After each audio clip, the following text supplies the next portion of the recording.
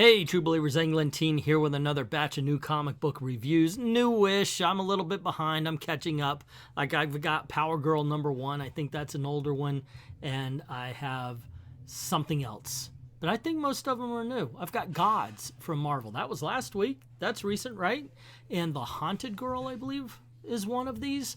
And also, the big one is going to be Justice League versus Kong versus Godzilla. It's a book, as soon as it was announced, I have heard nothing but excitement for this book. Does it hold up? We'll find out, so sit back, relax, and let's get this party started. I know you're gonna dig this. Starting off with the big gun, Justice League versus Godzilla versus Kong. I'm a Kong fan, so I'm very much looking forward to him showing up.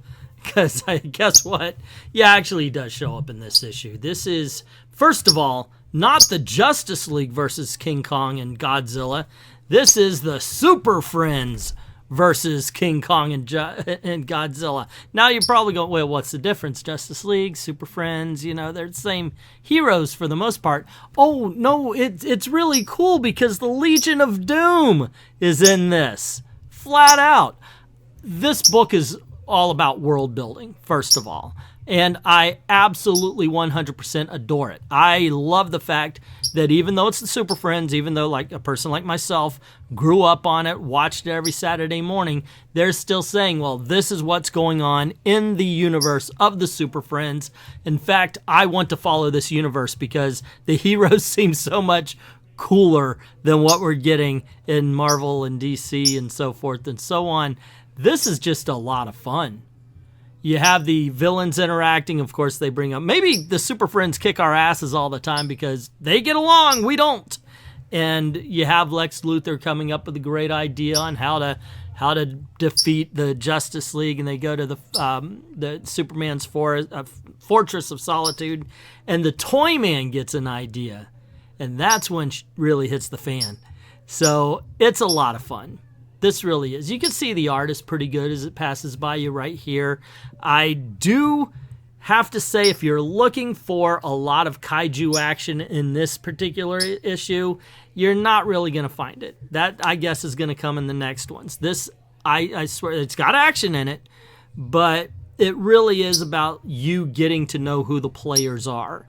And I like that. There's enough action to keep me satisfied. Sure, yes, I would have liked to have seen a little more of a fight with the kaijus. The kaiju in this one is Titano. But I'm telling you, pick this book up. This is the kind of book you wished Marvel and DC were still making. Okay, what to say about the Haunted Girl? This is issue #1. It's Ethan Sachs and Naomi Sachs with artist Marco Lorenzana. And this is absolutely 100% A-OK. It's just fine.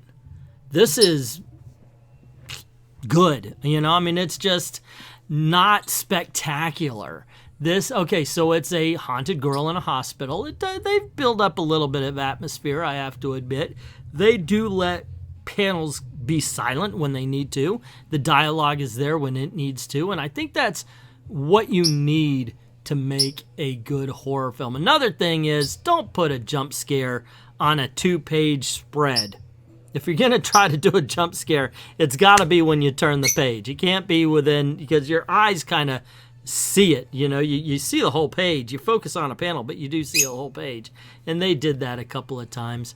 And, of course, they also got it right. The thing is, I've seen this in movies. I've read it in books. They aren't exactly inventing the wheel. Now, once again, I'm not going to call this book bad. It isn't. It is fine. It's, as you can see by the art, the writing is fine. The art is fine. It is very competently produced. But the thing is after you read it, you might forget that you read it. If you bought it, you might forget you bought it, and you might forget to pick up issue #2. Marvel Gods. This is Jonathan Hickman, and I can't say it's at his best. I don't think I've ever read Jonathan Hickman best, because I've always read Jonathan Hickman, And this one, Oh my gosh. There's an interesting 2 pages right here, what we're seeing right here with Doctor Strange. And then it goes into story, which is really, they're trying to, I get it. They're trying to build up the characters. But it's just slow and dull and boring. What the are you guys talking about? Seriously. And it's this way for 30 freaking pages. 30 freaking pages of boring ass dialogue. It's one thing, like, I like a wordy book if it goes along with the action and stuff like that, and you're still moving along the plot and the story at the same time you're building up characters. Older comics have done that, and yes, I'm playing the In My Day card. That's what happened. But this one's boring as for 30 pages. And then it gets to a party, and before they get into the party, like this page right here, you see all those words on that one panel? That's explaining what happened in the last 30 pages. They could have skipped it and just did it as one of those Jonathan Hickman white pages that explains everything rather than shows you. I mean, yeah, they tried to show you, but they bore the f out of you while doing it. By this time, okay, yeah, they're talking about an old god that's coming and he could destroy everything and yada yada blah blah blah. Just like the haunted girl, we've seen it, we've done it, we bought the T-shirt. You know, we've been here. And the fact that this is a Jonathan Hickman miniseries, off the beaten path kind of thing, tells you that it's going to have even less impact on anybody than a Marvel event that's supposed to change everything you know about the Marvels. Nah, this is, I don't know who this was for. I mean, I can imagine maybe someone like my friend Dalton would be like this because he's in the Mystics, but in all honesty, I think even Dalton would be bored with this one. I don't get it, man. And you know what? I was rooting for it. I was like, okay, gods, let's see. It's an epic story. Alrighty, nope, just a boring one. And finally, we have Power Girl #1. I know I'm late on this. I think issue #2 is out already. I'll get to that. And we have the comic book start on a party, and the bartender and Power Girl are talking about nothing. As a matter of fact, this book, that could sum up this book. More than Gods, more than the Haunted Girl. This is absolutely about nothing. Sure, she's back into the tech industry and she's trying to sell her tech. This guy shows up and it's this kind of character that supposedly knows everything about everything. It's like it's like he reads comics and he's like, I know how to defeat you and you know nothing, Jon Snow. And it's just one of those things. Like, how does this guy, hopefully they'll tell us later. I don't know if they will. I have very little confidence in story follow-up with modern day writers anyway. But this is a guy who came very prepared for Power Girl to be there and manhandles her pretty well. Overall, it was just bad. I'm not a fan of it. I mean, it wasn't boring, at least like Gods.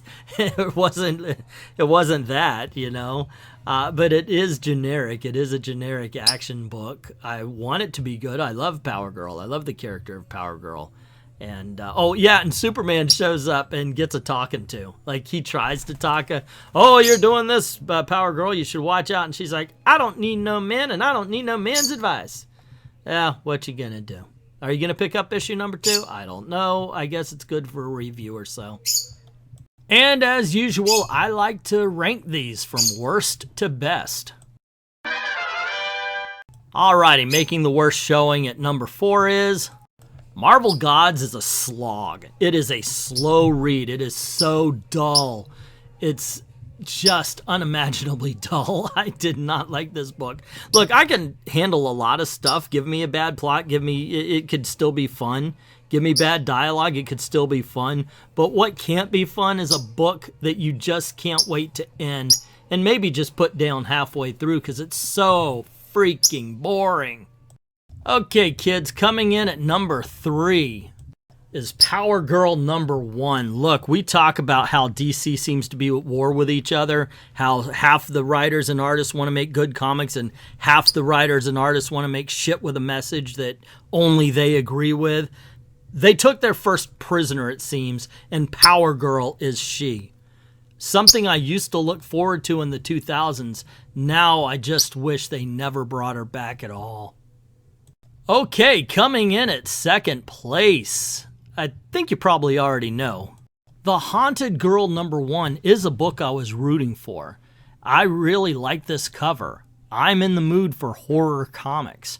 And while at some scenes it does work, it builds some good atmosphere, overall this is a story that's been told before over and over again. So it's kind of like you just got to do something different with it. And I think if there are twists and turns that are coming up, this could end up actually being good. But what we get here is just average. And the #1 comic book of the day is Justice League versus Godzilla versus Kong. Is absolutely wonderful fun. This has a Silver Age feel to it. It really does feel like the Super Friends. Not as kind of lowbrow, easy for school children kind of story, but it's still just a heck of a lot of fun using characters we love. The characters that really should be burning down the box office, but they just don't know how to handle them these days, except for here.